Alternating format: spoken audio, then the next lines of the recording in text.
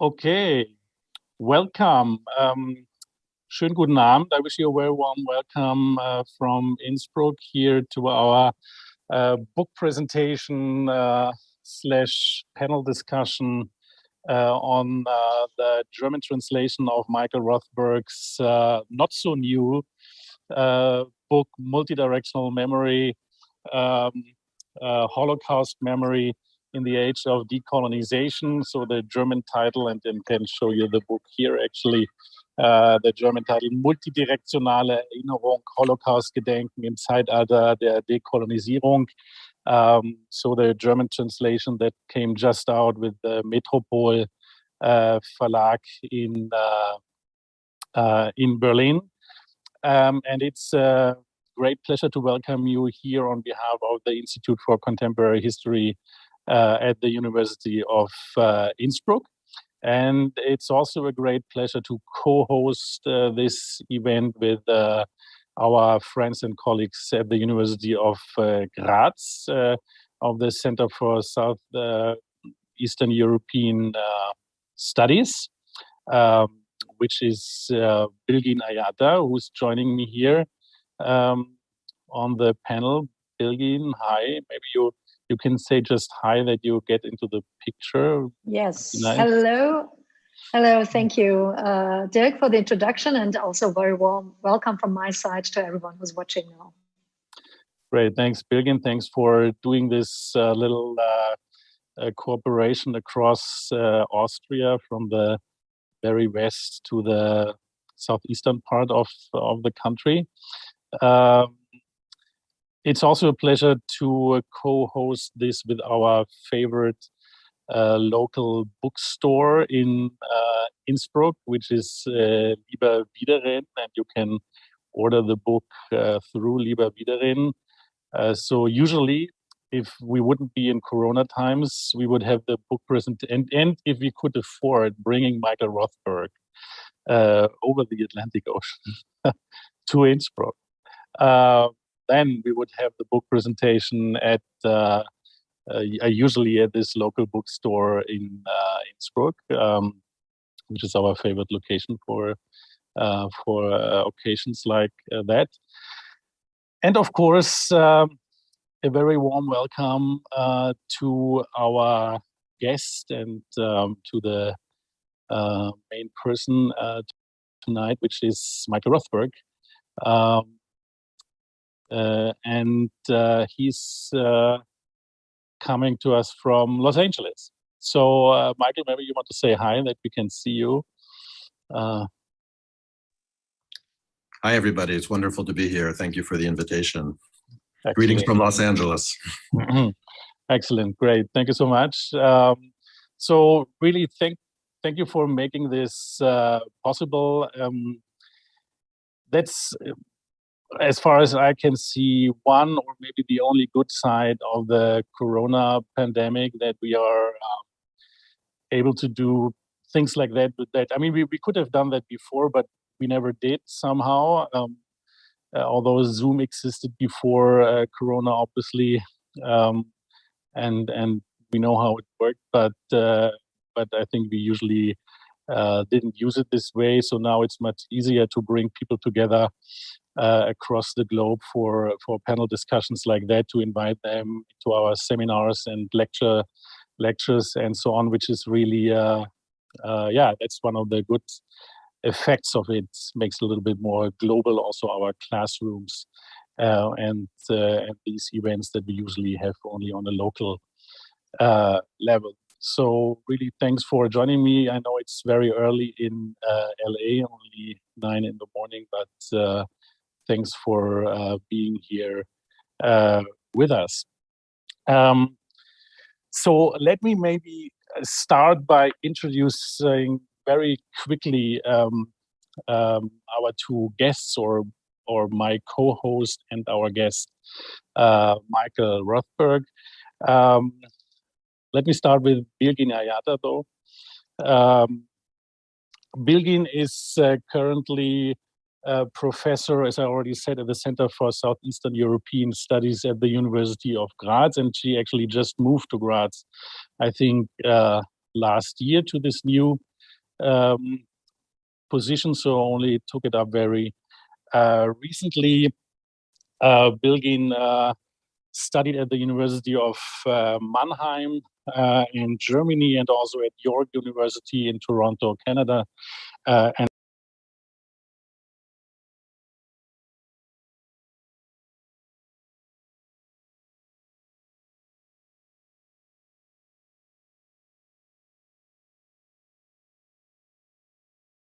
expert in sociopolitical transformation processes with a special focus on migration, racism, effects and emotions, religion, social movements, intersectional and post-colonial studies. And again, thanks for doing this together with me. And there is, of course, Michael Rothberg. Michael Rothberg is it's actually interesting, and we should talk about this later, because even on Wikipedia you come out as a historian. I'm sure you noticed that before, but it's actually not true. So you're actually a literary scholar, and I think that's important also to understand your books and your approach to the topic, and maybe we can really talk about that later. So Michael Rothberg is currently professor of English and Comparative Literature and the 1939 Society Samuel Goetz Chair in Holocaust Studies at the University of California in Los Angeles, which is actually the chair that was held by Saul Friedlander before. Is that correct? Yes. So that's actually a very important position in the field of Holocaust studies globally, so to say. Michael held positions before at the University of Miami, and before he moved to UCLA a few years ago at the University of Illinois at Urbana-Champaign, where he was also the director of the Illinois Unit for Criticism and Interpretive Theory. Just to mention two other books published by Michael, and at least about the most recent one that he published in English after Multidirectional Memory, we need to talk about a little bit later, I guess. So this one, the most recent book of Michael, is The Implicated Subject. I also have it here again with Stanford University Press. The Implicated Subject: Beyond Victims and Perpetrators. So you can also see in the title that it's very closely related again to questions of not only Holocaust representation, but questions of how to deal in representation with, let's say, the Holocaust, genocides, and other mass crimes.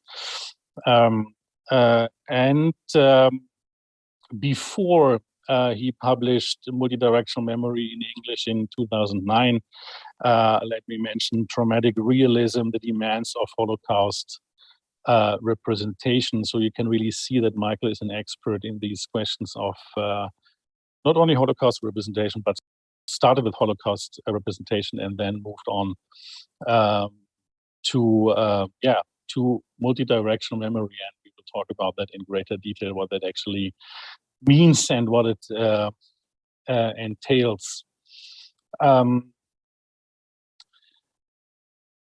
On the one hand, it's very weird to have a book presentation of a book that is already 12 years old, and we should also talk about that, how that feels for an author, because you would think everybody has read it already, because English is the global language of scholarship anyway, so why would you need a German translation? So that's one of the weird things. But at the same time, we are all confronted with the fact that the German translation comes at a very, significant point in time, where many of the things that you took up in 2009 in your important book are very much at the heart of public debate, especially in Germany. And the good thing is that the German translation of the book also comes with an interview at the beginning and a postscript that somehow locates the book in these current German debates, or not only the current German debates, but also what went on basically since 2009, and that's obviously a lot. I mean, just to mention a few things, and this year is also somehow part, I mean, it's not really part, but it's somehow a side effect of our lecture series on the German debate on the historian and thinker Achille Bembe that started last year in Germany, and has still not come to an end as far as I can see. But when Michael's book came out, it also became somehow part of that discussion. So I would rather propose to call it now the Bembe-Rothberg debate, because it's all is somehow implicated, as you would say, or interwoven with each other, and the topics that come up in the Bembe debate are very close to the topics that you bring up in your book, Multidirectional Memory. And so it has been very heavily criticized, let's put it that way, for the short version at the beginning, in the German feuilleton, for example, and we will talk about that also in greater detail later, I'm sure, what the different aspects are that are in the focus there. But that's the amazing thing of the book, that is actually 12 years old, and it's got translated only recently, that it's really in the middle of an ongoing, or at the center of an ongoing debate now, which is mainly a debate on the current status of Holocaust memory, not only in Germany, but worldwide. And how Holocaust memory relates to the memory of other mass crimes, most importantly of colonialism, and what that means for our diverse migrant, post-migrant societies, and that's certainly the case for Germany, that it is post-migrant society. So how do we deal in these very diverse post-migrant societies in these days with Holocaust memory and the memory of other mass atrocities and experiences? There are also other, let's say, extensions to this debate. One is a very interesting one on what some people call the Nazi Hintergrund, and Michael and myself had the pleasure to be part of that, also in a short video format a few weeks ago. And that's also a debate that is very close, I think, to the issues that we are talking about here tonight, and that you brought up in your book and in your new book, The Implicated Subject. So that's also interesting. I think this Nazi Hintergrund debate is very closely connected to the two books that you wrote. And we will also go into that in more detail a little bit later. So maybe that's for the beginning. It's really a pleasure to have you here. And so we have a very loose and informal choreography for this year. I mean, it's obviously needed if you meet on Zoom and not in real life. So our plan is that Michael will start with a statement on his book and on the translation of his book. And again, yeah, this weird thing of seeing your book back in the debate after 12 years. And we'll explain a little bit what the book is actually about. And then we have a statement of Bilgin. I will go back into the discussion. We will maybe have a discussion among us here on the podium, so to say. And then we are happy to open it up to you in the audience. If you go to the website, you will find the link for a chat, and you can type in your questions there in the chat, and Bilgin and I will bring them up here then bring it up to Michael. Okay, so Michael, thanks again for joining us from Los Angeles, and the floor is yours. Okay, thank you. I'm really grateful for the opportunity to talk with Bilgin and Dirk, who are two of my favorite people in general, but also two of my favorite people for talking about some of these issues surrounding the politics of memory that Dirk has already evoked and that we're going to go into, I think, in more depth. I'm especially curious to learn how some of these issues play out in Austria, if someone wants to talk about that, because that is a context that I really know much less about than the context in Germany, which I follow pretty closely, though in recent years from a bit of a distance as well, of course. I think it's important to say right at the beginning that this was not a book that was written for a German or Austrian audience. But more important than that, because it was also not a book that I wrote specifically for any national audience, is the fact that it was a book that wasn't really written for our present, right? It was, as you already know, published 12 years ago, and I started working on it 20 years ago, which is really kind of incredible. And what's striking to me is how, on the one hand, we're still talking about the same things. We're still talking about Blacks and Jews. We're talking about Israelis and Palestinians, especially these days. We're talking about identity politics and race. We're talking about the so-called competition of victims. It's not a phrase I particularly like myself, but it gets used, so I refer to it as an element of the discourse.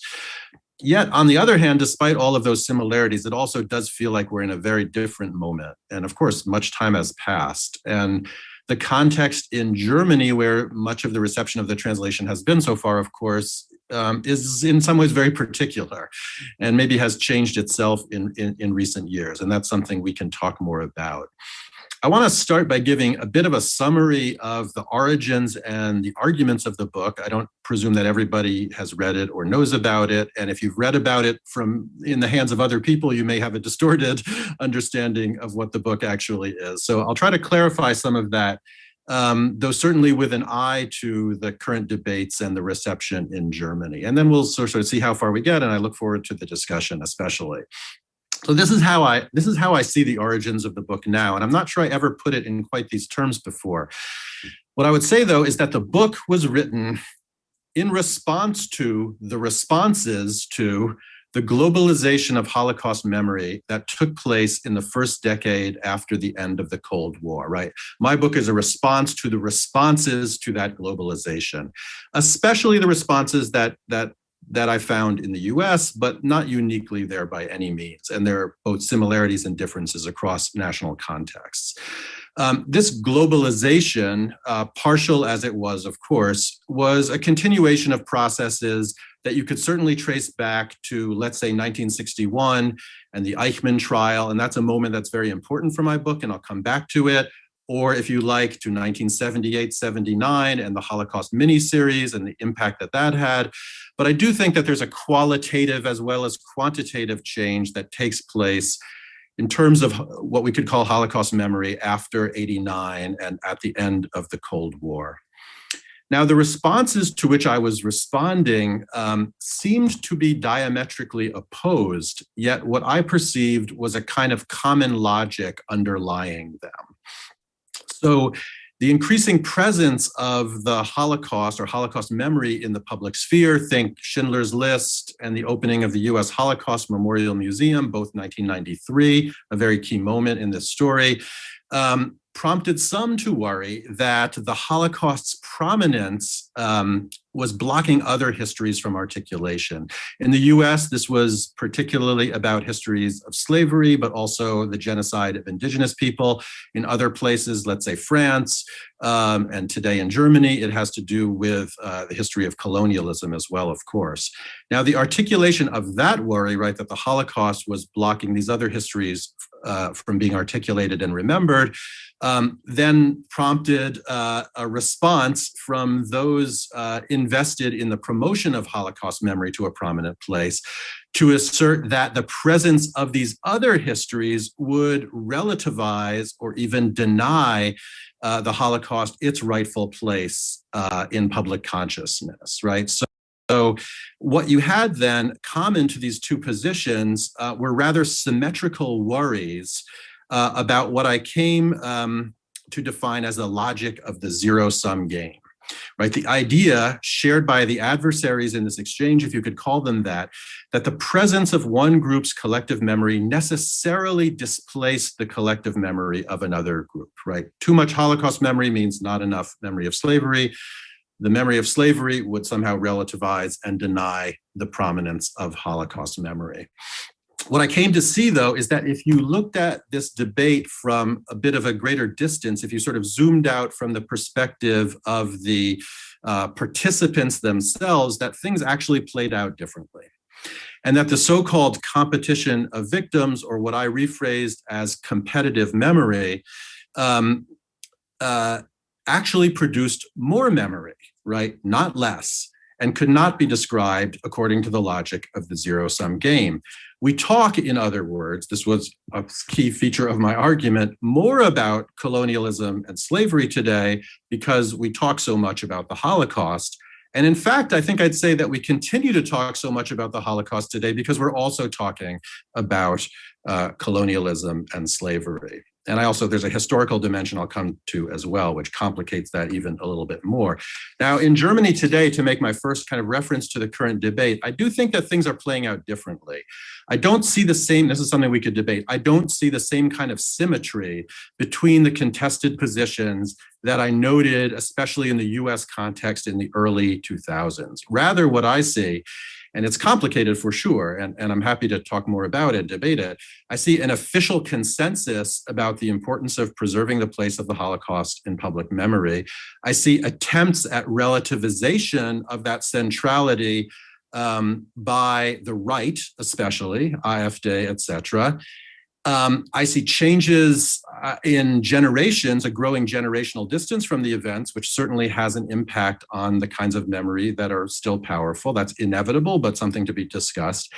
And I also see that those who are working, and here's where I think the difference really is, those who are working to promote other currently marginalized memories, such as the memory of colonialism, are actually already working according to a multidirectional logic, it seems to me. And they're not working in the framework of competitive memory, right? So what they're trying to do is to extend recognition to marginalized histories, like the history of colonialism, and I think this is really important, to minoritized subjects of memory, such as migrants, post-migrants, Sinti and Roma, Black Germans, not in place of Holocaust memory, but alongside it, right? And it seems to me that this is at least my impression, and I'm sure there are distinctions and differences one could make.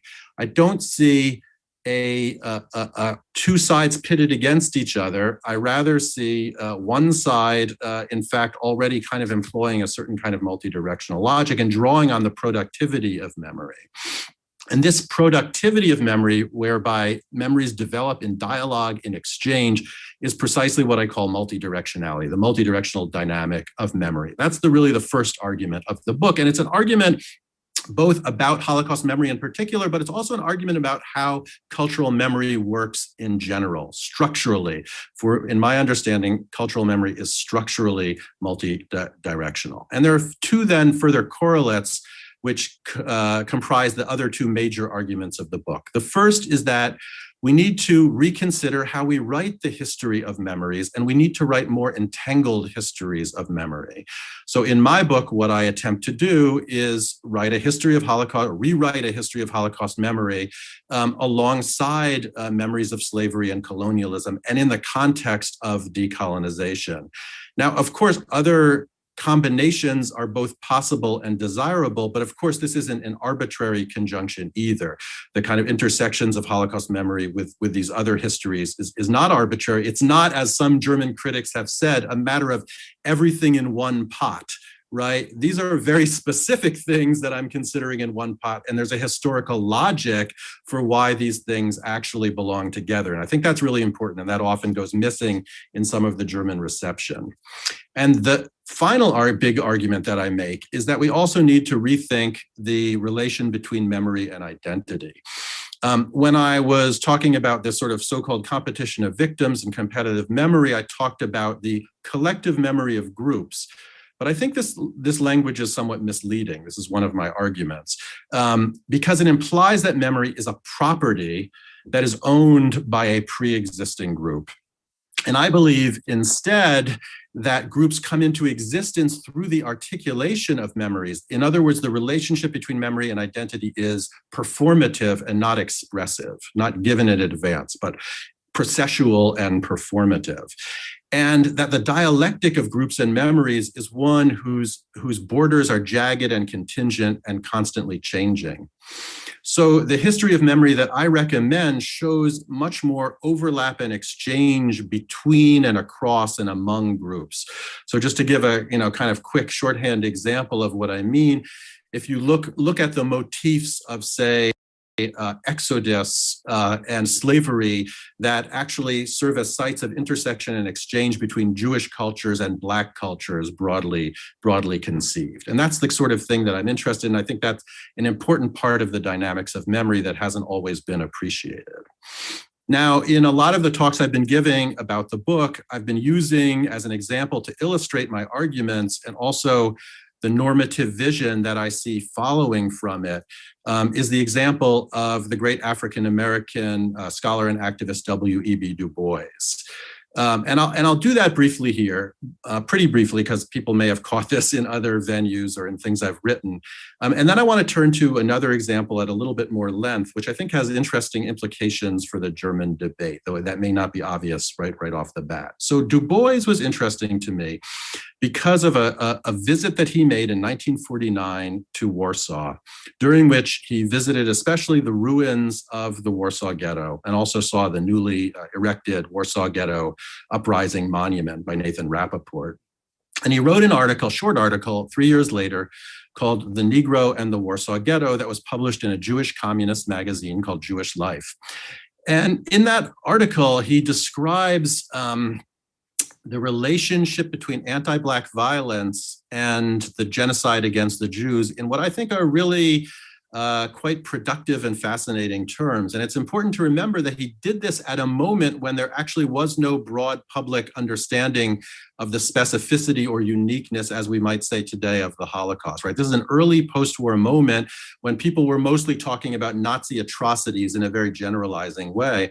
And what Du Bois witnessed in Warsaw in 49 and then wrote about in 52, he says, was in fact not equal to anything that he had seen before, right? He recognizes that there's a specificity to the form of violence that he sees in these ruins, right, as the kind of evidence of this violence, which is different from, and in some ways more radical than, the very radical forms of racialized violence that he himself has experienced as a Black American and would continue to experience as well. So he marks the distinction of Nazi genocide, and the Nazi genocide of the Jews at that moment. But at the same time, and I think this is the other step which is so interesting and important for me, he also says what it got him to see was that his own experiences were not separate and unique, right?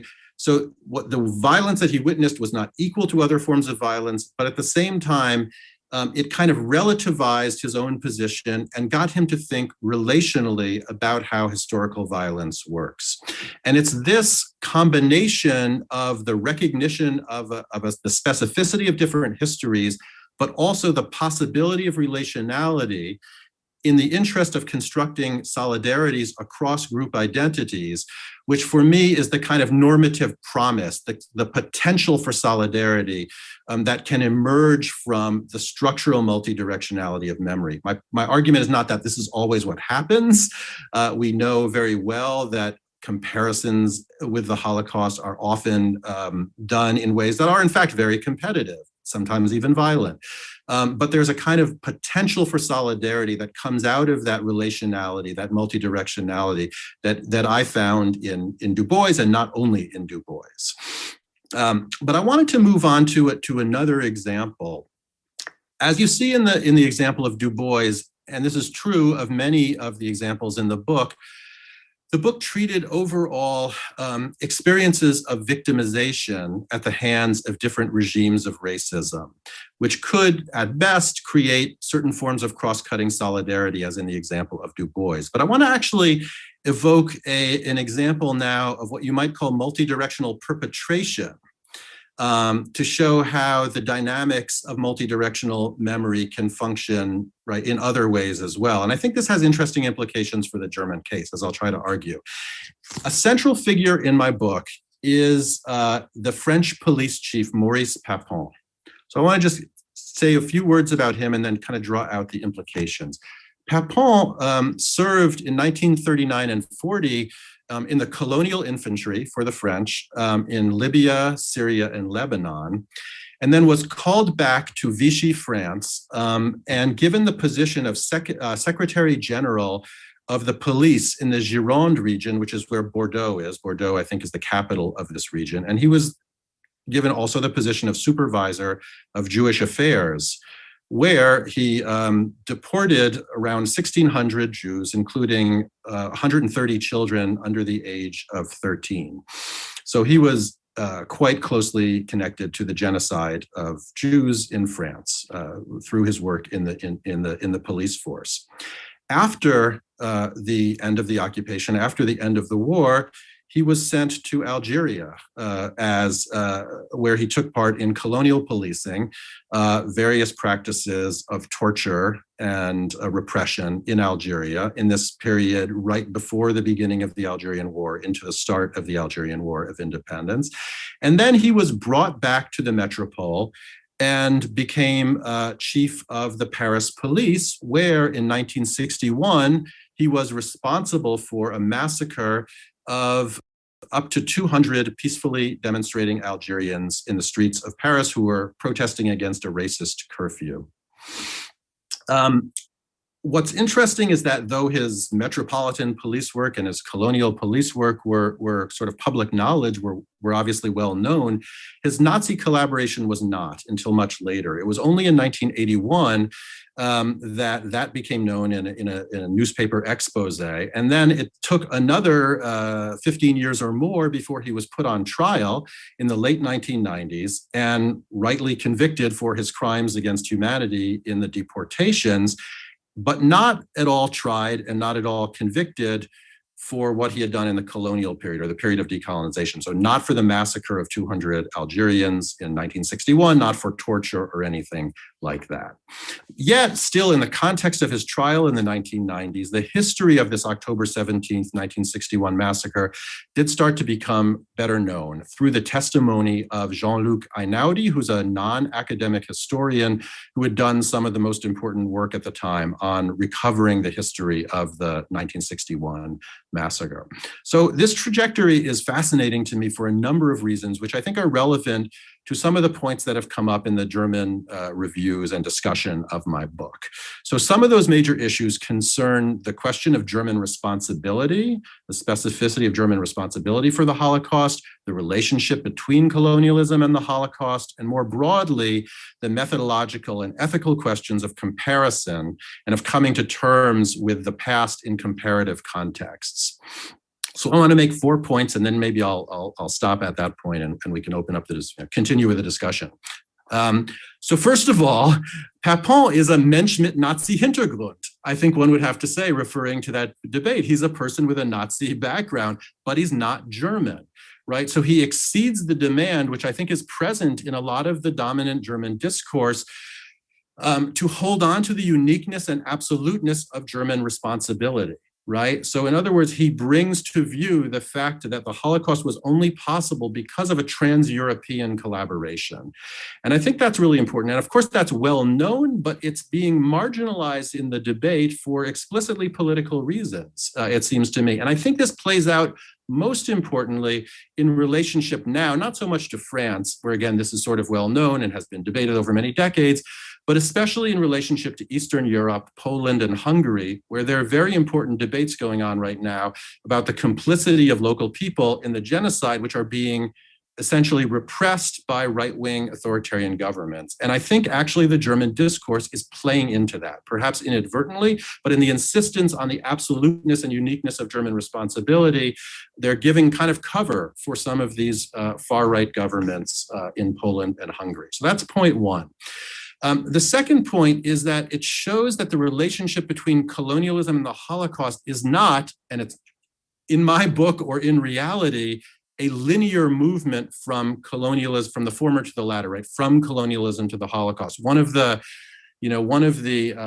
critiques of my book has been that I imply somehow that colonialism, or that Jürgen Zimmer for that matter, implies that colonialism has caused the Holocaust, that there's a linear causal relationship. That's not at all what I argue in my book. I don't think it's what Jürgen Zimmer argues either. In fact, the relationship is much more complicated. As the example of Papon shows, it's multifaceted and it's nonlinear. And in this case, you might even say that the Holocaust crimes are a training for colonial ones, right? Although, of course, the colonial relations also precede the Holocaust. And I was just looking again at this important book about the 1961 massacre by Jim House and Neil McMaster called Paris 1961. And they write, while talking about Papon's biography, what I just sort of summarized for you, they say, historians have failed to note that the techniques deployed by the Vichy regime to locate and identify the tens of thousands of Jews who could conceal themselves by merging into the vast anonymous crowds of the towns and cities were similar to the methods later used to track Algerian nationalists and to locate members of the minority community embedded in the total French population. So methods developed, in the deportation of Jews were then exported to Algeria. And what they also emphasize is the circulation between metropole and colony, right, of the various personnel involved, again, both in Vichy-era deportations, but also repression of Algerians and of the anti-colonial movement in Algeria. So that's a second point. The relationship between colonialism and the Holocaust, as I understand it, is not linear, but is in fact quite multifaceted and complex. Can't be reduced to the kind of caricatures that have been used to criticize my book, I think. Third, I think it's important to emphasize that those colonial crimes remain unprosecuted and only partially remembered, right? So although this is a story about French colonialism in particular with Papon, I think it shows the extent to which colonial era injustices remain unaddressed. Right? Though I think there's important movement on this issue going on right now in Germany and elsewhere about justice in relationship to the colonial past. And that holds true for memory as well. And this is my fourth point. These are histories that have not achieved the representation, the recognition, the presence that they deserve until now. And yet, and here's the interesting point for me and for the book, to the extent that there has been a memory of October 17th, there's always been a component of it that has been multidirectional, right? That has linked that event in particular, that massacre in 1961 Paris, to the events of the Nazi occupation, Vichy, and the Nazi genocide. And what's really interesting about this is it's not actually because of Papon's biography and his itinerary, which, as I said, was only discovered many years later, but already before that, before people even realized that there was this interesting personnel continuity in the figure of Papon, there was already perception of a kind of multidirectional link between these different events. Why was that? I think there are three main reasons. One is that the proximity of the events, right? We're talking about events that happened barely 15 years after the end of the war, right? These were really closely followed on each other. And if you think about colonial violence, it was both, again, preceding the events and ongoing all the way through. So the events themselves are interwoven in time. Second, there is the presence of actors in both of these histories. Papon is one example, and his whole network of perpetrators brings together these two different histories, but also, and this was the focus really primarily in the book, people who were victims and resistors during the Nazi occupation were often also resistors during the Algerian War. So you have kind of personnel continuities, as it were, linking these two different histories. And third, there was a perception that the forms of violence being deployed in both instances were similar, not identical, but similar. And the things that come up, and here I'm reading the debate, I'm not making a judgment myself that these things are the same. I'm reading the discourse that evolved in 50s and 60s France. It was references to torture. It was references to camps that the French had built both in Algeria and in France. And also there's a sort of discursive concentration on ghettos as well as a link across these different histories. And so you see this in, again, what interested me especially was this kind of discourse of resistance to the war, anti-colonial activists in the metropole.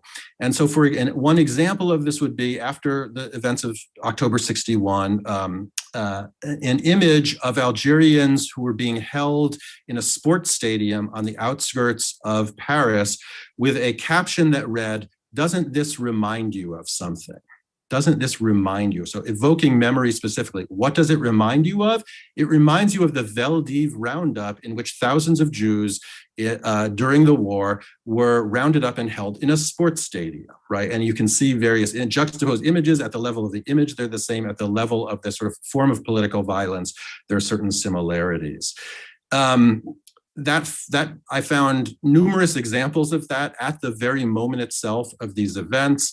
There's a short essay by Marguerite Duras, the famous writer, called Les Deux Ghettos, the two ghettos, juxtaposing a survivor of the Warsaw Ghetto with an Algerian worker living in one of the ghettos, the Bidonville, at the outskirts of Paris.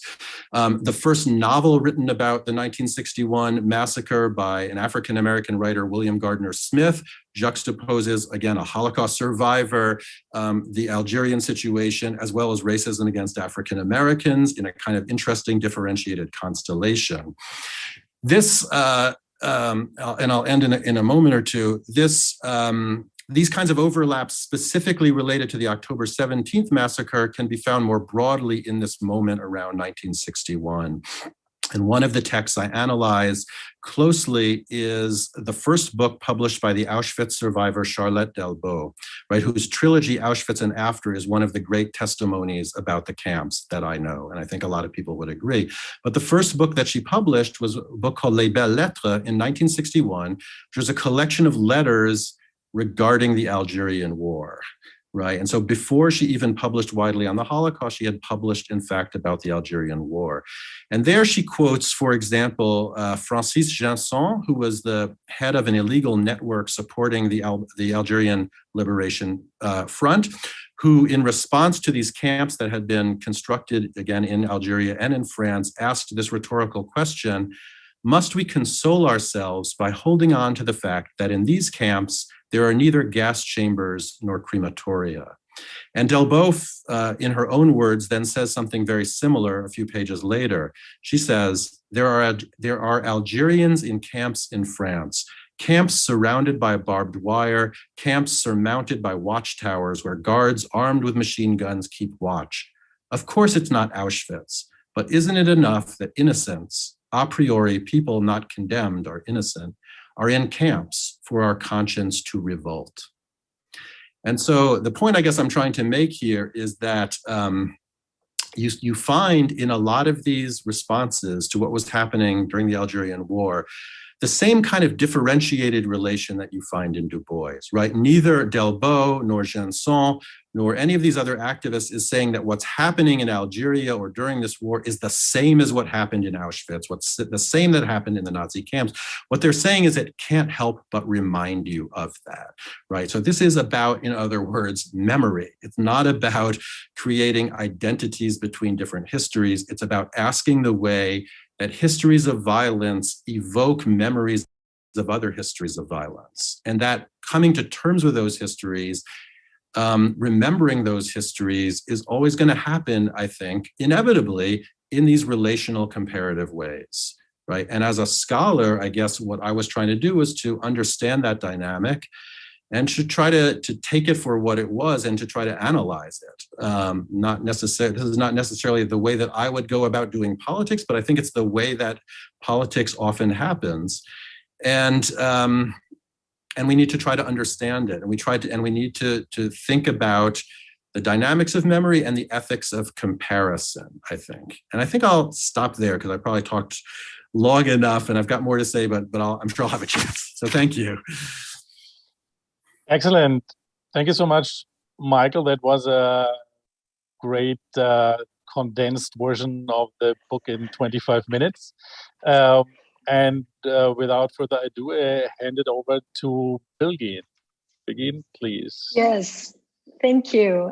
Thank you, Dirk. And thank you so much, Michael, for these comments and these thoughts. I've been using and teaching multidirectional memory in my classes for a very long time now, but it was so refreshing to listen to you again, summarizing and reflecting back on your own book. So thank you very much for that. Now you raised so many interesting points that all invite for very interesting discussions. I'll try to be very short, and let me also say that I would leave the part how this relates or is relevant for also to Dirk, since he already said that I'm here since only 1 year. So I will speak more about the German context, if that's okay.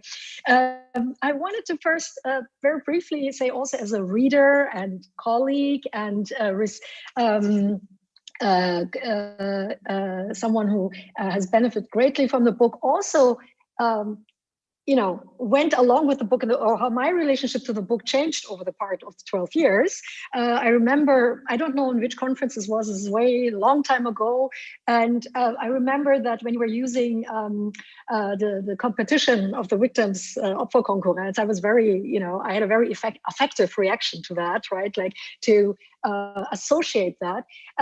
And later on though, over really at the time then, this was at the context, and I want to mention those two different contexts because I want to carry it for a minute out of the colonial context. At that moment, when I was first reading your book, I think it was 2010 or 9, I was mostly engaged with the Armenian genocide, where in the context of Turkey, exactly this notion at that moment, a similar competition for memory was going on with regard to Kurdish violence against Kurds and Armenians. So, right, and this association of this kind of competition amongst the victims had an immediate, protective, affective reaction. And I do think, though, and maybe this is here again, our very interdisciplinary panel that we are having today, right? From coming here also from very different disciplinary backgrounds. It seems to me, though, I think that what mattered to me very much was this notion of recognition. Right? And if we look at this from the perspective of memory, we can maybe speak of this kind of a competition. But when we look at recognition of those genocides that are recognized and those who are not, there is a problem, right? What kind of an agency do you have to enter such a competition? That was what I was grappling with. And then I was at the FU Berlin, at a free university in Berlin. And you know the story, Michael, but I was back then teaching at the Otto Suhr Institute, which was home before it became the building of the Otto Suhr Institute, was the Kaiser Wilhelm Institute for Eugenics and Genetics. And when you were entering the building, there was a plaque, commemorative plaque, because not only Mengele had been teaching there and doing race research, but it was the offices of Eugen Fischer and Otto von Verschuur. And there was this plaque that one could not even read. And it was only referring to the race research that was conducted from 33 to 45. I mean, that was the commemorative plaque. But of course, the history of race research begins much earlier during German colonialism, when Eugen Fischer was himself in what was then Southwest Africa and today's Namibia, and bringing skulls, right? So in that time, I discovered another important part and power of the book, which is in addition to its intellectual and analytical power, there's something extremely, I think, very in your comments, you were just saying, well, that's politics, but it's also really extremely useful to engage in political conversations. I mean, the book, in the way, I mean, not only the concept itself and the idea of multidirectional memory, but the book is a conversation facilitator, and it really is distinctive in that regard. And I find that this is a very important aspect. It would be too long to go in detail into that engagement back then. At the Otto Suhr Institute, what kind of discussions were there, but when bringing in the concept of multidirectional memory, a very different discussion became possible. And that was my own encounter in political terms with this, with the power of this term, right? So in that way, I think it's really important and very good that is now translated also. And I've been following the discussions it has received. I mean, Dirk already mentioned it, really very, very large attention, considerable. I mean, not every book is, being discussed so much. And the Member Rothberg affair has been occupying now quite a bit, the German newspaper, the feuilletons. And following that, there are two, I'm not sure if I should be hopeful or depressed about when reading some of them. And I think I decided I'm both. There's definitely a good reason to be both hopeful and a little bit depressed. So the hopeful part, I would say, is really when looking at this very strong, passionate and affective responses when the book is being discussed, right? And you see that there's a really strong involvement in that. And I see this as a notion for hope because at least there's no apathy and disinterest, but obviously it really pinpoints to places, right, that were waiting to be energized in that regard, right? So I don't, even though the opinions or the debates, the quality of the debates, can be discussed, but there is something happening. And of course, as you already, Michael, yourself mentioned, this is not a new debate. It has a long history. Other scholars have been contributing very importantly to it, but also, definitely the decade-long struggles from below by actors, and you mentioned that also, of course, by Black activists, by post-colonial claim makers in Germany, has facilitated now a particular space where now this debate is being held. Now, that's where then the depression notion comes in a little bit. And so I'm really a little bit still surprised when I read some of the debates in the media or also in historical journals and reviews. I'm just really so flabbergasted by that this book offers in such productive and constructive way to come out of a particular conundrum that Germany is stuck. And it's, it actually gives the opportunity to come out in dignity from a situation that's actually pretty, let's call it conundrum for now, but the asymmetry of recognition, the fact that the place that Germany globally, and you address that in the globalization of the Holocaust discourse, and Germany was referred to here as the important paradigmatic example, how to institutionally engage with that, and was used also as a model. And that's, there are different opinions to how successful this was, let's leave it at that, but, right, clearly Germany has globally this position, right, that it has done that. And at the very same time, the very same place has been denying not only racism for a long time as an institutional racism, but the colonial genocide against the Herero. Now, it was 2016 where some sort of acknowledgement, it's not an acknowledgement in my view, but occurred. And I had once done a short study on the responses of the German government to the parliamentary inquiries of a few parliamentarians who were asking the government if the Herero genocide constitutes a genocide or not. I mean, it was paraphrased different. I'm just paraphrasing. It was, of course, formulated differently. And in all of these responses of those parliamentary inquiries from 2007 to 2013, I think I had looked at, the discourses that were employed from the government were almost identical with the discourses of the Turkish government when denying the Armenian genocide.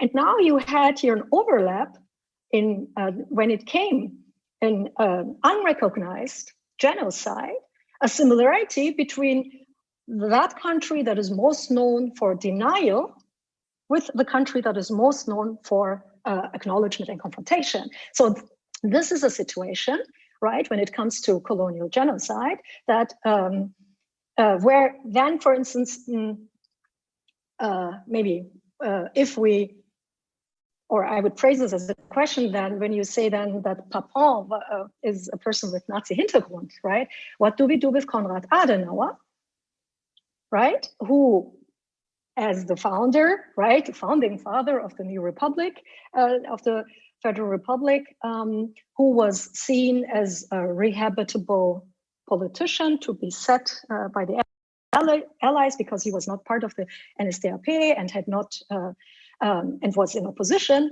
but he himself was the vice president of the German Colonial Society. So, right, and that is, I think, where also this notion of rupture, continuity, linearity, non-linearity becomes really an important question then to us. It relates not only to what was before, but also to what came after.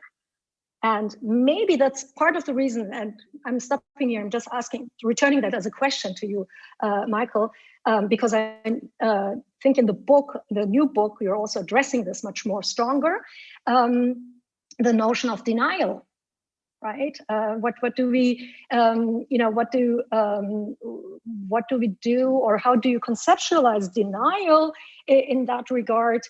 And this in the context of looking at multidirectional memory, or the potentiality of multidirectional memory for denial. It seems to me that denial so often is misunderstood as a lack of knowledge, or right, something, it's just not known enough, right? There's not enough knowledge about a particular crime. But when looking, especially in some of the debates and reviews that related exactly to your book, I was thinking, no, this is another good example how this is a matter of cognitive dissonance, of being very well able to acknowledge one thing and absolutely not being able to understand the very other thing, right? And so I understand your implicated subject discussion very much in the context of that, and maybe you could open up that. And as a, of course, from my field, I'm envious of cultural studies and literary critics people who can then move between the different levels, right? I will always have to ask, so what about the state in here? And, so is it just about the archives of memory, or, what happens if we actually really look at all of this? How does this change also ideas about the state when we look at accumulating repertoires, right? These genocides, right, as accumulating repertoires of the state, and how do they then assert themselves in discussions like that? Like, how does, it's not just a debate between different journalists, historians, academics, but this is a very key debate right now in Germany, which in the case of Achille Membe was unleashed by the Beauftragte for anti-Semitism, right? So it was a state-led thing, right? I mean, someone who was an agent of state. So just so much for now. Thank you, Michael, again, for the debate so far. Yeah. Thank you, Bilgin. I mean, you can easily see there's a lot on the table already, and a lot of different topics to discuss. Let me maybe pick up for the beginning one thing that Bilgin said, and that's because I think that's also maybe one of the best things you can say about the book, because bringing up this really interesting example of the Kaiser Wilhelm Institute of Racial Hygiene in Berlin, of course, and how you experienced it, so to say, when you worked there. You said it. Multidirectional memory is a great facilitator for discussions, right? And I think that's a compliment for the book on the one hand, but it also brings up an interesting question, and I think you related to a little bit to it already, Michael. And it comes up in your work again and again, and I think it also some of your critics pick up on that. And it comes up on different levels. So it's a matter of politics, so to say, right? So is it only scholarship, or is it activism? What we are doing with, or what you are doing, or what you want to pursue with your book. And I think that's also somehow connected, and I think it's just important to clarify that, or to say a little bit more maybe about that. It's also connected to the question of talking about multidirectional memory. Is that a normative idea, or is it descriptive, right? When you talk about so does it mean memory is always multidirectional, or does it mean memory should be more multidirectional? Or is it a little bit of both? And I think that's also connected to this question of scholarship or academic work, and how much we are involved with it in politics, or let's call it activism. And I think you yourself call it activism also sometimes in your texts. Do you want me to come in now? Yes. Okay. Yeah, there's so much. Thank you both. Thank you, Bilgin. That was really, really interesting. And thank you, Dirk, for focusing those questions in that way also. There's a ton to talk about, and I don't know if I can put it all in a good order exactly. I guess I'll start by one of the things I was thinking of is one of the paradoxes of the German reception in relationship to the earlier reception of the book, or the reception of the English language book, let's put it that way, is that the reception of the English language book was primarily scholarly. Now, I have over the years, of course, heard from artists, in fact, who've been inspired by the ideas. I have heard from activists. I've heard from young Jewish activists in recent years, trying to mobilize this for contemporary political uses in the US during the Trump regime, for example. So, there have been those kinds of, people have picked it up in those ways, but really overall, it's been a scholarly reception. And it's been a good scholarly reception. It doesn't mean everyone agrees with it. It doesn't mean everyone has only positive things to say, but it became a kind of standard scholarly text, especially in the field of memory studies, right? So there are different fields intersecting here. There's Holocaust studies on the one hand, there's memory studies, there's the disciplinary differences that Bilgin alluded to, which are of course real as well. I tend to work in a kind of interdisciplinary way, but coming, as Dirk said at the very beginning, from literary studies, literary and cultural studies. That's certainly the field from which my own work comes. In contrast, right, to this scholarly reception of the English language version, the German reception, so far at least, has been very much a public reception, right, a feuilleton reception, as you've indicated. And that has a very different dynamic, it turns out. And there are different rules of the game, apparently. And I'm not, and this has something to do with this question of scholarship and activism. The reason I'm a little bit sensitive about that is because I often feel like the book is being received as if it were a political manifesto, which maybe at some level is not totally false. I'm not going to disavow that, but it is first and foremost a work of scholarship. And I feel like so much of the critical reception has not actually engaged with the scholarship, right? And has jumped to various kinds of conclusions based on what they think I'm saying or what they think about me, or just the terms of the current debate, public debate, not starting with Mbembe, but certainly that's a key moment of it. And I jumped into that debate as well, of course. So, I have only myself to blame, I suppose. So partly I do want to insist that there is a scholarly argument. There's even a historical argument, though I'm not a historian, not the history of the Holocaust, the history of memory. right? It is a book that's about the history of memory. And that has often not been picked up on, right? And so, I noticed, especially in the first few, negative responses in Die Welt, in the FAZ, even in the Taz, we could talk more about that later. I'd love to talk about that. There was, I think, no mention whatsoever of the Algerian context, which is literally half the book. Half the book is about the way that Holocaust memory emerged and transformed in relationship to the Algerian War of Independence, right? And what I call the Age of Decolonization. There was no recognition of that. And that's another reason why I wanted to talk a little bit about the Papon example today. That said, I'm not trying to disavow at all that there's a political vision here. And I'm certainly thrilled by the idea that it would prompt public debates, and that it could be used, even for politically partisan reasons in certain circumstances, right? I mean, I welcome that as well. I think that there's a different, there are all sorts of differences between what happens in a scholarly sphere and in an activist sphere and in the public sphere, and I think it's important not to blur all of those. But I also, certainly would like to think of my work as being able to contribute to both, right? Both to public discussions as well as scholarly discussions. In terms of the question of the normative and the descriptive, I mean, that is a question that comes up a lot, and probably something that could have been clearer in the book, perhaps should be clearer. I guess I do see it as both, right? I guess I do believe that there's a certain structural aspect of memory which is multidirectional, right? And the argument here is basically, right, that what is particular to memory as opposed to history, and again, this is really what I'm talking about, is memory, is that it always takes place in the present.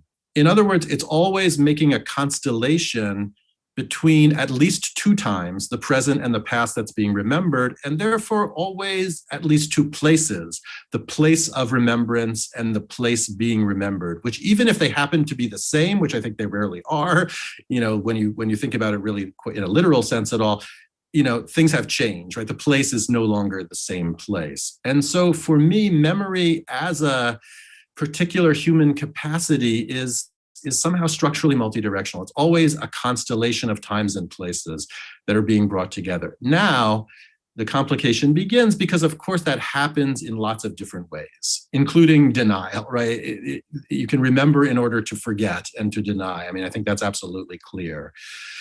And so one of the very first pieces, I think maybe the very first piece that I wrote after Multidirectional Memory was published was an essay called From Gaza to Warsaw, Mapping Multidirectional Memory, perhaps a little bit relevant to today's goings on as well, where I tried to distinguish different versions and varieties of multidirectional memory in a more complicated and nuanced way than I had in the book.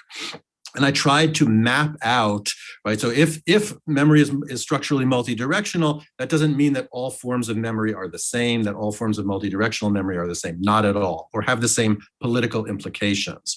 And so I tried to kind of map that out on a grid between an axis of what I called, on the one hand, axis of comparison between forms of memory that equate different histories and forms that offer a more differentiated relationship, a la Du Bois, let's say, but then to map that also against an axis of what I called political affect, which goes from competition to solidarity. And when you map this axis of comparison against the axis of political affect, you get at least, to begin with, 4 quadrants in which you can start to make differentiations and distinctions between different articulations of memory. And again, I think it's complicated to evaluate those different forms even once you've mapped them, but it's absolutely true that for me, there is a kind of normative vision, and it has to do with what I call differentiated solidarity. And again, since I've mentioned it, Du Bois is for me one of the primary examples, right? That you are able to perceive distinctions as well as relationality across histories and use this not in the interests of competition between different groups, or for concurrence, again, a term I'm very skeptical about, but rather to construct new forms of what I call non-organic solidarity, solidarity across and among groups that don't naturally seem to go together.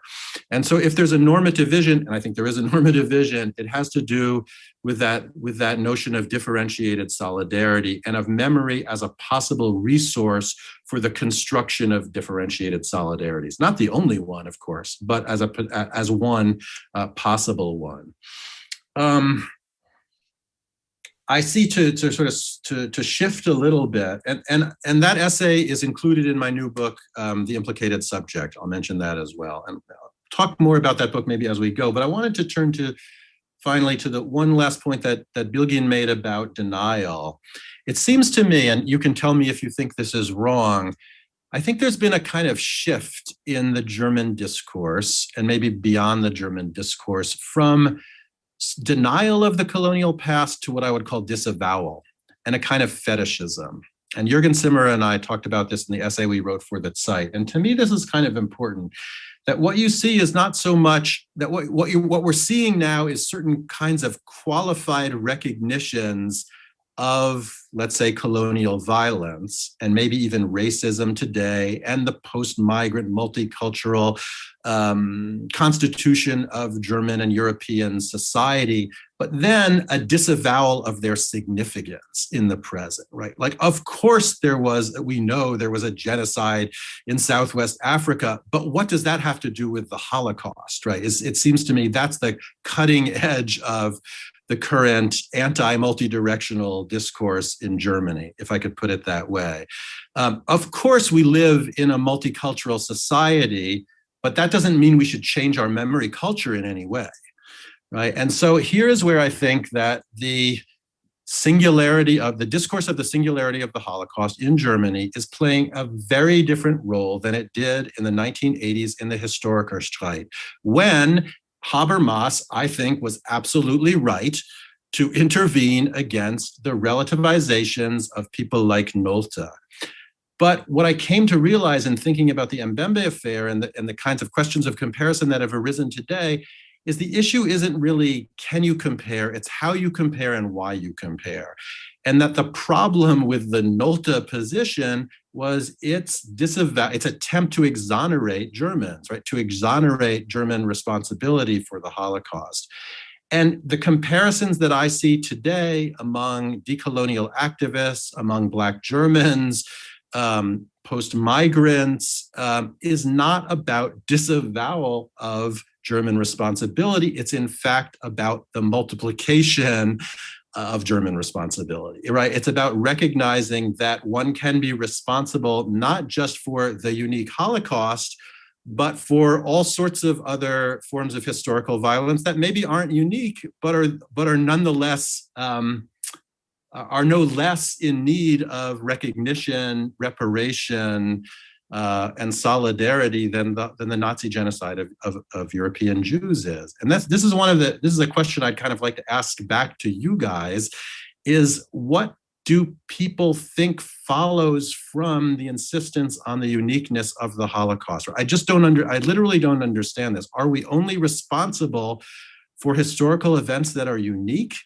No, I mean, that just seems crazy to me, right? That just seems crazy to me. And this is where it does connect to my book, The Implicated Subject, which is really a book about rethinking historical and political responsibility.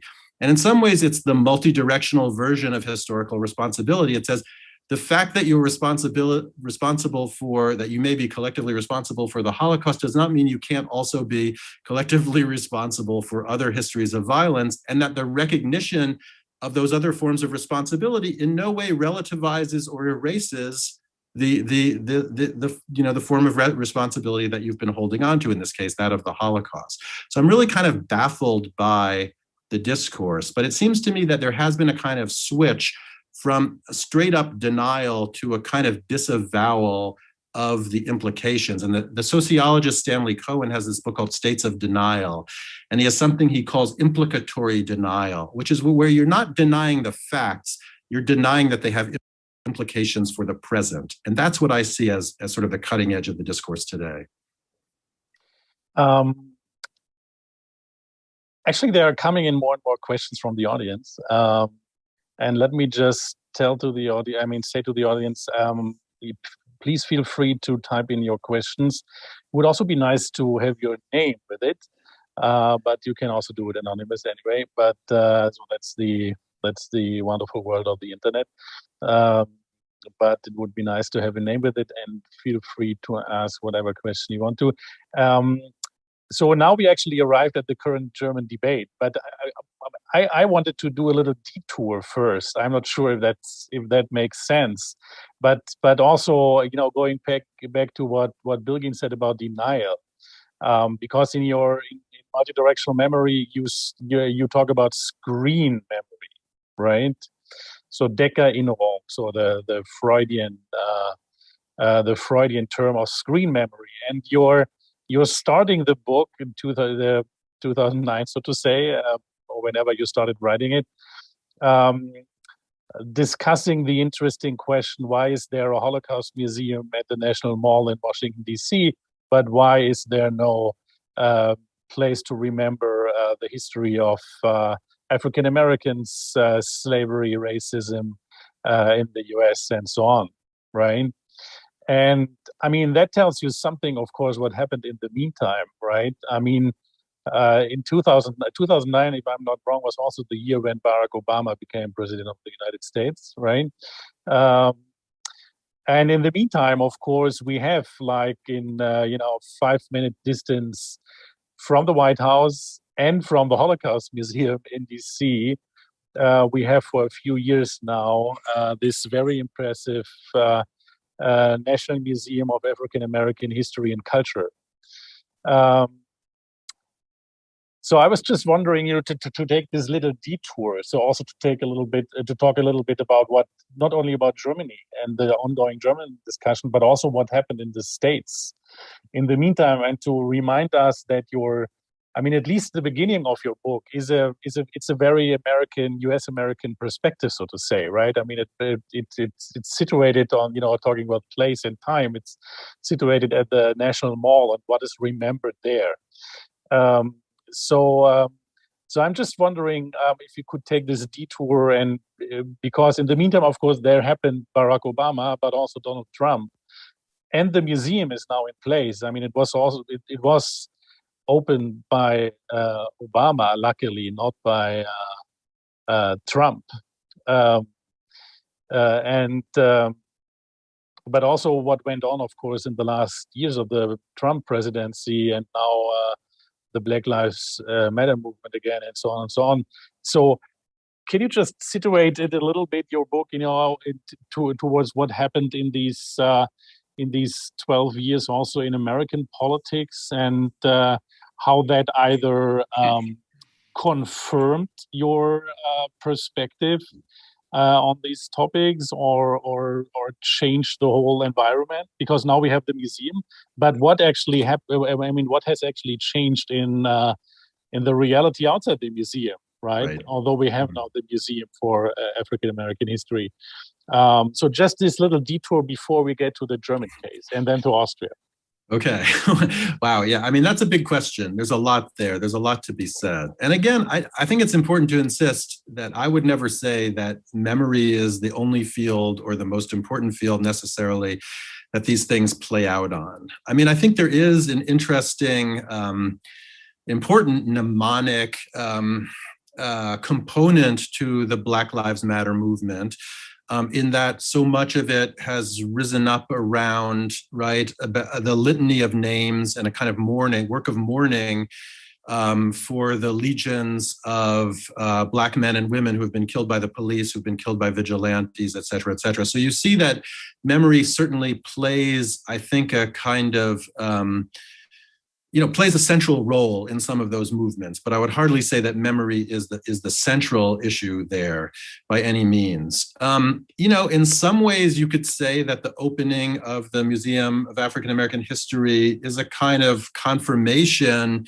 again, that the discourse kind of spirals and moves on. That the opening of the Holocaust Museum, which I myself was skeptical about the need for such a thing initially, but that in some ways it does lead in, to other kinds of discussions, right? It does become a kind of nodal point for opening up more kinds of more room for discussions of memory and not just about the Holocaust.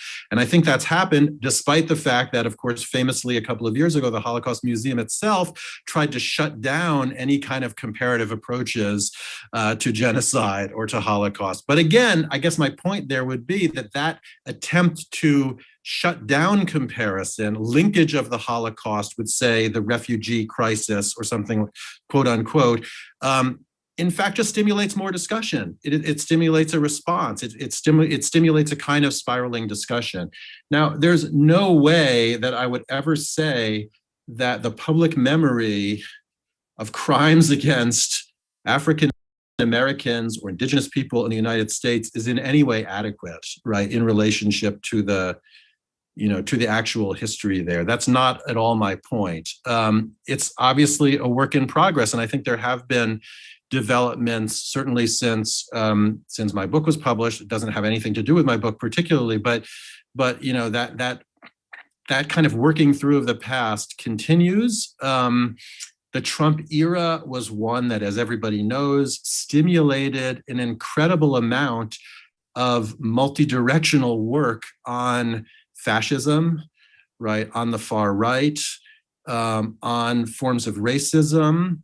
I think those discussions are ongoing. I think they're inconclusive in a certain way. But again, what I would say is we've actually lived these last 5 years or so in particular have been a very multidirectional era, in that it's been unavoidable to talk about the resonances between interwar fascism, the Nazi period, the Holocaust, and developments, not just in the United States, but again, in Europe, in Eastern Europe, in Germany itself.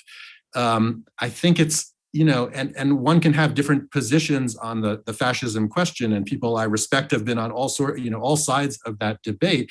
But I guess what I would argue is that it's unfolded in a very comparative, multi-directional dynamic, which as I would sort of expect, right? Is Erdogan Hitler? Is Trump Hitler? Is Erdogan Trump? Is, Modi, et cetera, et cetera. It's become a kind of global discussion filled with analogies and comparisons. And again, I don't love all those analogies. I don't feel that they always serve the interests of better understanding of the present or the past. I would just remark that they're always with us and that we need to work our way through them instead of simply declaring them off limits or anything like that. We have to take them seriously, at least as elements of a public discourse and elements of a public debate. That doesn't exactly answer your question, Dirk, but maybe it's at least a part of a response. No, it's actually a good response to it. So, Bilgin, do you want to go back to Germany and the current debate? I mean, my feeling is that multidirectional memory, and this is why it's so interesting, that you say that this is how memory always works, or if it, not always, because it can be distorted and denial and so on, but learning from history. Right. And this is, what everybody usually says, what we want, especially when it comes to the Holocaust, right? So learning from history definitely needs multidirectionality. Otherwise, it doesn't work, because, as you say, it is necessary to connect different things with each other. Otherwise, you cannot learn from history, right? So I think this is why it's an absolute central point when it comes to memory and the working of Holocaust memory and what our usual standards are for it, right? That we want to learn something from it, but you cannot learn from it if there's no multidirectional memory if it's only the past and it's unique. And there are many arguments why it could be unique or unprecedented, as we say, right? But if it's only in the past and it's unique, then there is nothing to learn from it, right? To learn from it, you need to put it in conversation with other things going on, right? Yes, but for that you would need to want to learn, and I think the advantage of the similarity is to have a closed case, because what we learn brings up new questions, right? when we really would treat the memory of colonialism and look at the ruptures, continuities, connections, intertwinednesses, discourses, ideologies that overlap, then our knowledge also not only about colonialism increases, but also about the Holocaust, plus about contemporary Germany. I mean, I mentioned the name Konrad Adenauer for a particular reason. Right now, I fully agree with you, Michael, that the discussion is not the same one. Definitely, it is a much more sophisticated one. It's not outright denial. So in that way, there's much more discussion.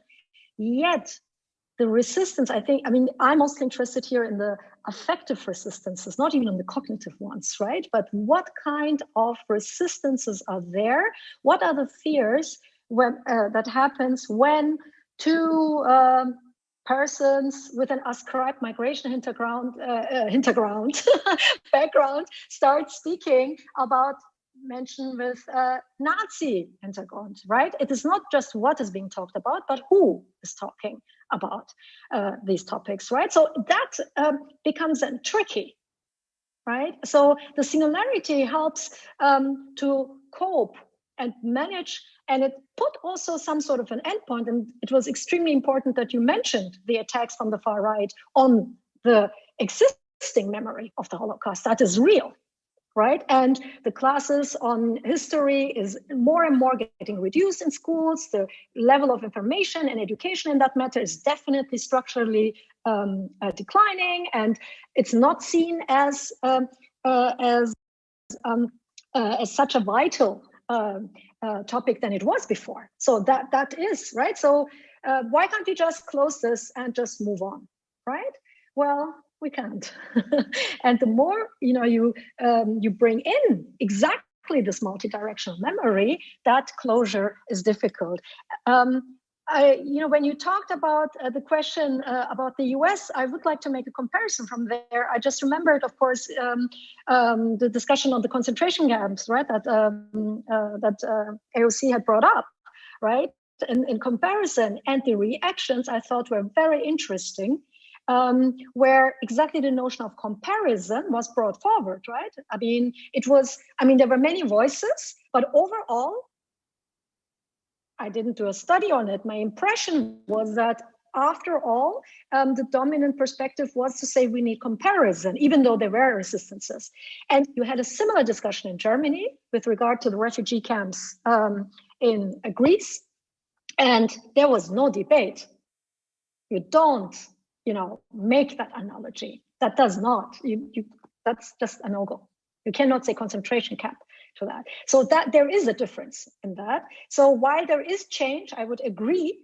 I think the limits of the discourse are still quite strong, right? But of course, what do we measure it with? I think the example with the Nazi Hintergrund showed it also in the German context. So much what kind of emotions is again evoked when you just turn, right, and say something and adapt to that,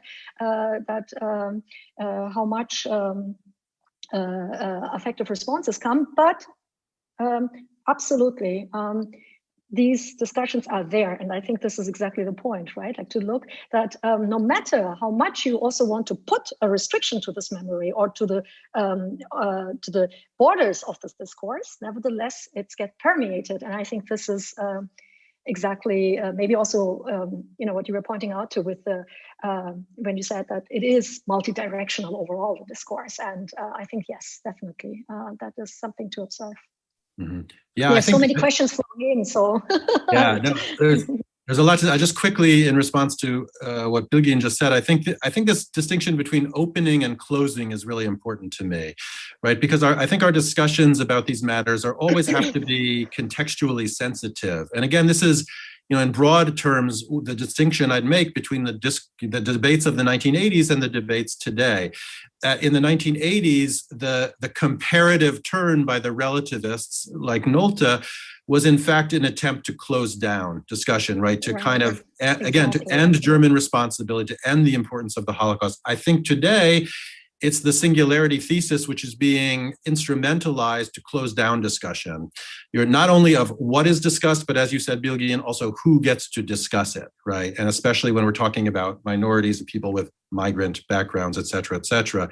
And I think today, at least, it does seem to me that the comparative turn is a way of keeping things open, right? Again, keeping responsibility, keeping the substantive responsibility for the past open, and thinking about how it exceeds the boundaries of what we think we already know. And I think that's so important. It doesn't mean that all comparisons therefore are good or all comparisons work in that way. Yes, there are relativizing comparisons. I absolutely believe that. And again, that's why I kind of created this map to try to make some distinctions. But it just seems to me we can't proceed without comparison because it's a basic component of human cognition. Right? It's better to work with it and through it. And I think, and I like the criteria in a sense as, are we keeping the memory open or are we closing it down? And I think especially in a moment of generational change, we need to be making arguments for why young people today should still care about this, why they should still learn about this history. I don't think we can take that for granted. And again, I think despite the risks, one of the ways of doing that is to connect it to other ongoing things that are important to them in their life and important to us in our lives too, right? It's not just a generational thing, but I think this is a necessary part of historical education, as Dirk was saying earlier. No, right, exactly. I mean, I think keeping it open means learning from history, right? If you don't keep it open, you cannot learn from history, right? So it's, I mean, exactly. whatever learning from history might mean, right? And as historians, I guess we are very skeptical that people ever learn something from history, but it's nonetheless that's our societal, idea of if we. Confront ourselves with these histories, right? That we want to learn something. If we close it, we cannot learn anything from it. But let me take another detour, and not to make it only as a presentation of your old book, but also your newest book, because I mean it's very closely connected to it, and you alluded already a little bit to it. And there's also a question in the chat, which is somehow, I think, connected to it. Why are ontologizing and groupist categories like migration background and Nazi hintergrund suddenly introduced here? So maybe very briefly, because I think, your new book, The Implicated Subject, is extremely closely connected to multidirectional memory, and somehow, as my feeling, comes directly out of it, right? And it tries to find a new language for talking about responsibility, right, in our societies, especially when it comes to complicated pasts, and it tries to find a language beyond these usual categories we use, like perpetrators and victims and bystanders, especially in Holocaust studies, of course, but also different from. Which might be the closest term to it, complicity, right? But also, just to take a fresh look at the question of responsibility. Again, an extremely important term also for the German discourse on the Holocaust, of course, right? Responsibility is one of the key terms for that. Why it's also in the transgenerational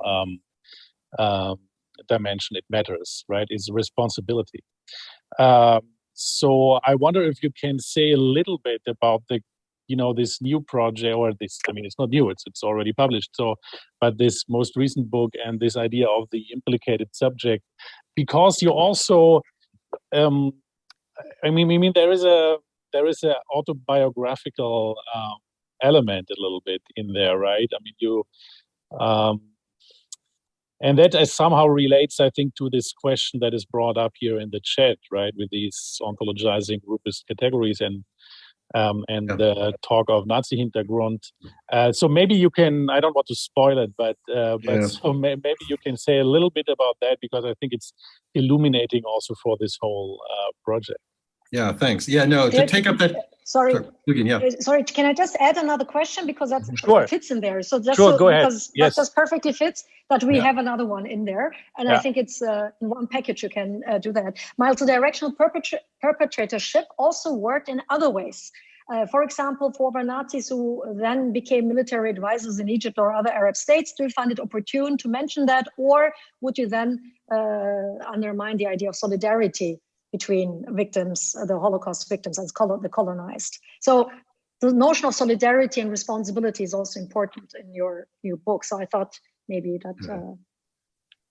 Okay, yeah, I don't know if I can answer that last one so satisfactorily, but let me start from the beginning, start from the top, and see what I can do. Yeah, I recognize that issue about the question about ontologizing, and certainly not what I would want to do. And I think sometimes maybe our language can, especially in informal settings, can kind of point that way. But I would put a lot of those terms in quotation marks, and would try to work against any kind of ontologization, for sure, while still recognizing that subject position matters. And in some ways, that's what my book, The Implicated Subject, is about. It's about subject positions and not identities, right? And so what I'm trying to do is to understand how questions of responsibility can be thought outside the binary between victims and perpetrators. Not because I don't think there are victims and perpetrators in real life. Of course there are.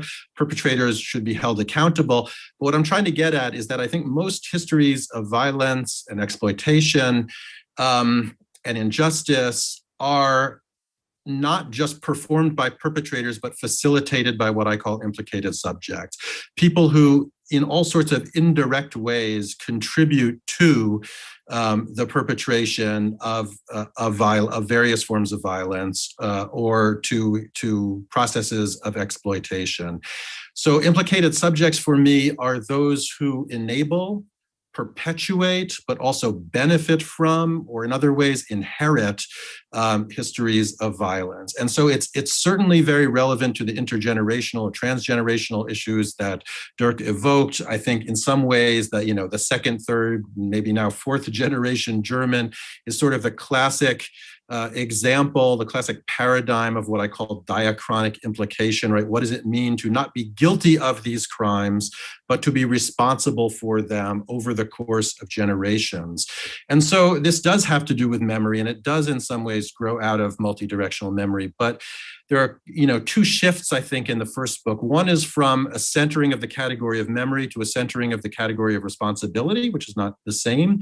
And then also a shift from purely diachronic issues, as you might have in memory, to thinking about diachronic issues alongside synchronic, in other words, contemporary issues. So I'm interested not only in how we inherit these histories of violence from the past, which make us responsible without being guilty, but also how in the present we are enabling and perpetuating histories of settler colonialism, sweatshop labor in global capitalism, sexual violence, et cetera, how we are enabling these things without being necessarily directly perpetrators. So in some ways, I hope you can see that I am trying to break precisely with a kind of ontologizing logic, right? That this is not about a fixable identity, but really a kind of in-between, in some ways a kind of in-between, though still very much socially situated identity. And I draw on the theory of intersectionality, and particularly from that original statement of the Combahee River Collective, which I find still so powerful, where they were theorizing interlocking systems of domination, because that's obviously what we're confronted with. But differently from what the authors of the Combahee River Collective statement were interested in, they were absolutely right to be interested in. What they're interested in was theorizing the position of Black women at the intersection of these interlocking systems of oppression. What I came to see is that in that very theory, which would later be called intersectional, what you also find is the mapping of subject positions that I would call implicated subjects, right? That we're rarely simply in the position of the victim, though we may be in one history, but when you look more broadly, you find that we're complexly situated. And many of us find ourselves in what I call situations of complex implication, where we have lines of connection to histories of victimization but also at the same time, lines of connection to histories of perpetration and violence in the present. And so one example where I think this is really important, and it's important for unraveling the political deadlock, I think, is, say, Israel-Palestine, right? Where I think for Jews, there's a strong sense that we have inherited, right, certain histories of victimization. And certainly the Holocaust is very prominent in that, but it's not only that, it's anti-Semitism more broadly, it's pogroms, et cetera, et cetera. At the same time, we find ourselves in the present, I would say, implicated in an ongoing injustice, right? And it's that complicated position of both seeing yourself connected to a history of victimization and finding yourself in the rather uncomfortable position of being connected to the dispossession of another people, which I think is what provides some of the affective explosiveness of a situation like that. And I think that's not unique, right? I mean, for me, that's something that I'm very personally concerned about, I suppose, and feel implicated in, both as a Jewish person in the diaspora, but also as an American whose tax dollars are funding some of what's going on in the occupation. So I feel implicated. I don't feel I'm a perpetrator, but I do feel like I'm an implicated subject.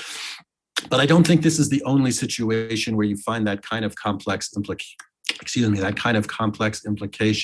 So I guess what I would say, both in terms of multidirectional memory, but also in terms of the newer book, Implicated Subject, far from trying to ontologize group identities, I'm really interested in the overlaps and complexities that cut across and cut through different ostensibly separate group identities. And the fact that we occupy simultaneously often contradictory subject positions in relationship to different histories.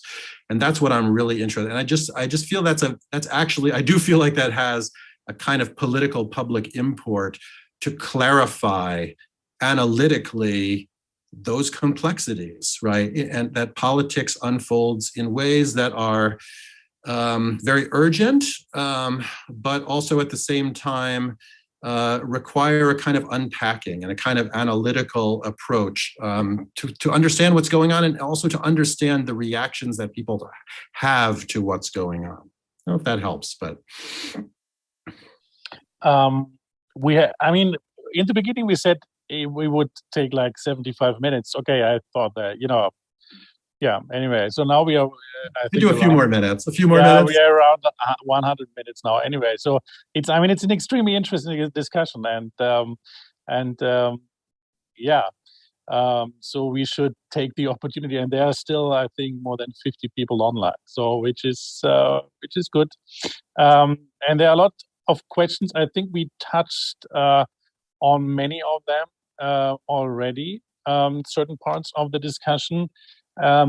Here, maybe one that brings us back to the ongoing German debate. I was struck by the recent essay in Die Zeit, in which Fabian Wolf writes that he recently shed the illusions that Germans are aware that Jewish life exists outside their field of vision and their way of knowing, that they are capable of understanding that Jewish conversations about Jewish issues have a meaning beyond and apart from what these Germans themselves think or would like to hear.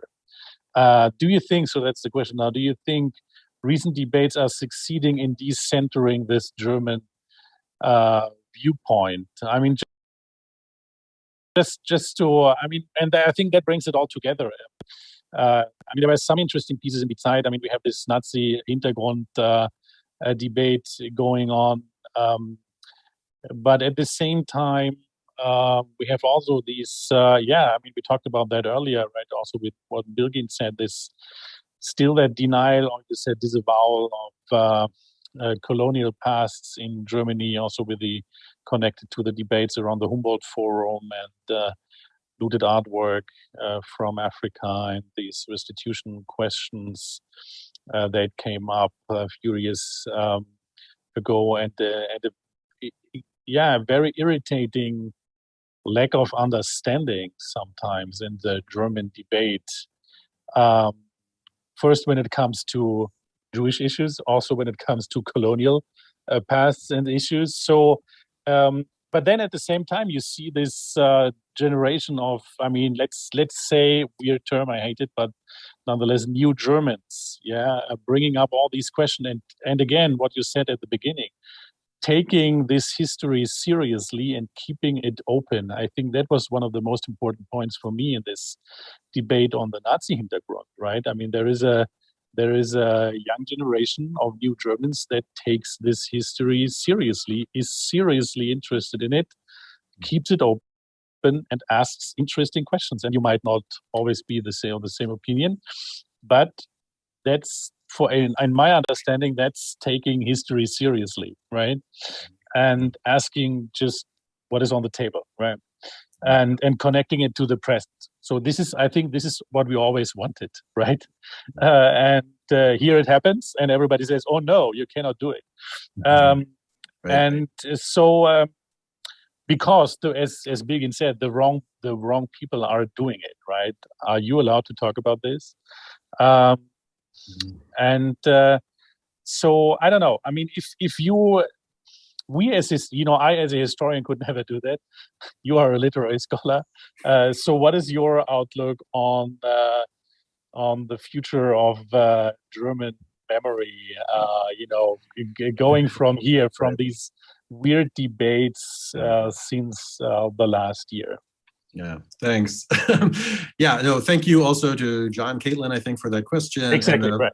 Yeah, the Fabian Wolf essay in Die Zeit is absolutely essential reading. I know a lot of people are reading that. I hope if you haven't read it, you will read it, and I really hope that it will help people to start to think differently about some of these questions. It was so powerful, it seems to me, and my sense is that people are taking it seriously. But so, have the recent debates succeeded in decentering the German viewpoint, was the initial question. I guess I'll go back to what Bilgin said in response to the debate about the translation of my book, that she felt both hopeful and depressed. And I think that seems about right. I mean, I think the situation is contradictory, is my sense of things. That on the one hand, there is a strong, I would say it's the dominant strand. I don't know if it's dominant in terms of absolute numbers, but in sort of discursive power at the very least, in places like the FAZ and Die Welt, et cetera, which is, as Jürgen Zimmerer and I called it in our essay, it's a kind of provincial term.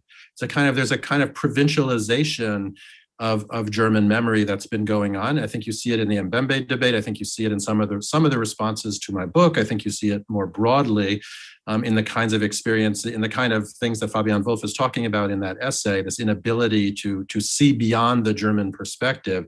That's very real. It seems to me it remains very powerful. It's, to go back to Bilgin's point about the state, it's very much embedded in the state through people like Felix Klein and others. So I think you can't ignore all of that. That's very real.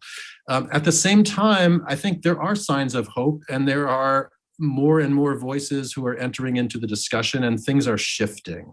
I do think things are shifting. And so maybe some of the aggressive response to that you find in these various debates we've been talking about is partly coming from a sense that things are slipping out of their hands, right? That it's no longer just the older white German men who are going to define the contours of this conversation. And so when you have, as you said, two young,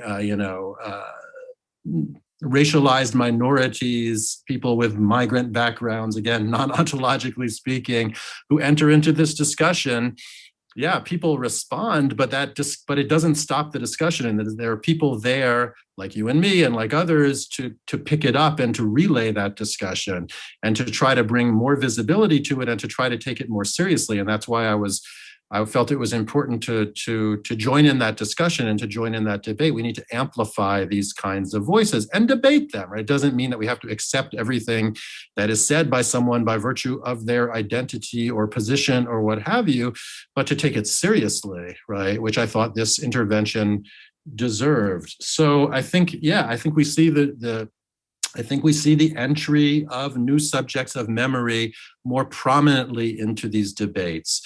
But we also see pushback from the centers of power who are trying to keep things the same and to hold on to a discourse that just seems to me becoming ever more rigid and again, starting to close things down instead of open things up. to use that. So I do see a kind of decentering that's going on. But I also see the center trying to hold on to its position as well. And so we're kind of working in that contradictory moment. And I think that's, I think that can be depressing and troublesome. And it has sometimes, to me, been that way in some of the responses I've received. But I think it's also an exciting and energizing moment. And again, as Bilgin said earlier, the very strong responses to my book, I take that as a positive sign, right? That it's taken seriously enough to reject it, even. And I know that there are enough people out there, including people, and this is the other piece of it that we should mention, including people in positions of relative institutional power who are interested in opening up the discussion too, right? So the Weltoffenheit Initiative, the Goethe Institute, people like Susan Nyman at the Einstein Forum. I mean, there are people, the Kulturstiftung des Bundes, right, which hosted a discussion with me about my book back in January. I think there are people with relative degrees of cultural capital who are also really interested in trying to get out of the stalemate and dead ends into which this discourse has run. And there's so much more to talk about here in terms of anti-Semitism and the discourse on anti-Semitism, et cetera. We probably don't have time for that, but people know what I'm talking about. And I think there's a great desire to be freed from some of these strictures. And I find hope in that. So we are approaching the 2 hours mark. So anyway, it's a good sign because it's interesting. Bilgin, I would hand it over to you before we come to an end, maybe. And I mean, it's as we can easily see here, right? I mean, it is an ongoing debate, right? And of course, it was not the idea to come to final, conclusive, whatever ideas here. That was sure from the very outset, right? It is an ongoing debate. It's an extremely intense debate in Germany, not only in Germany, and it will go on, of course, in the future. Bilgin? I thought that the last statement of Michael was such a perfect Schlusswort, right? It was so ending on a good note by looking on really how we can, benefit from these kind of productive discussions when they remain, even when at moments when they seem to be destructive also, right? So, and I think that was, really important to see that the interest into the book and the many topics that we addressed today, right, show how vital these debates are. We know, right, any discussion about the past is about the present. So, right, our involvement and engagement with that will certainly continue. And maybe we did not, Dirk, you and I, we did not maybe address really Austria very much now, but maybe we just leave this then also to another time. I find also very long Zoom talks also tiring after some point, and it's wonderful that so many people stayed online, but get the book and the new book too. And then we should probably also think about a second discussion where we can talk about perpetuatorship and responsibility and solidarity, which was a very important point also that came to look how we can, or how these kind of discussion can result also in new forms of differentiated solidarities in that regard. So I would just thank you very much, Michael, for your time, your availability, and also your generosity in bringing in really also many different reflections, both on the past and the present. I mean, on your different in the different longer trajectory of this making and remaking and rediscussing the book. And also, yes, I would just thank also you, Dirk. And if you would like to close it off, I just thank everyone who has watched it until now. Thank you both. Thank you both, and everybody who joined. Let me join in that. I mean, thanking especially our audience for staying with us for more than 2 hours. That's a good sign and important. We don't do that for ourselves, although it was a pleasure to talk to you. Yeah, I mean, Austria, that's a totally different subject, right? And we cannot do this now. We have to do it another time. And the idea certainly of this year is to bring the discussion to Austria, where it has not arrived yet, as far as I can see. Either the Nazi Hintergrund debate, although there are, of course, many Austrians with a Nazi Hintergrund, and not the Bembo or Rothberg debate, because in Austria, I think we still have the dominant narrative that Austria had no part in colonialism. So yeah, that makes it hard to discuss these issues here. But maybe we succeeded in bringing this discussion to Austria.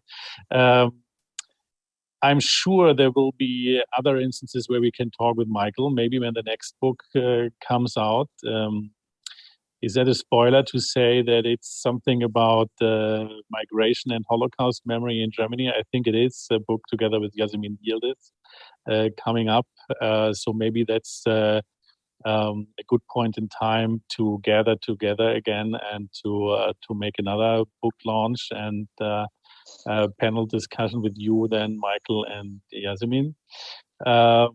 I'm looking forward to that. So thanks again to Bilgin for co-hosting this for our colleagues and friends in Graz. Thanks, Michael, for your time in Los Angeles. And thanks again to the audience.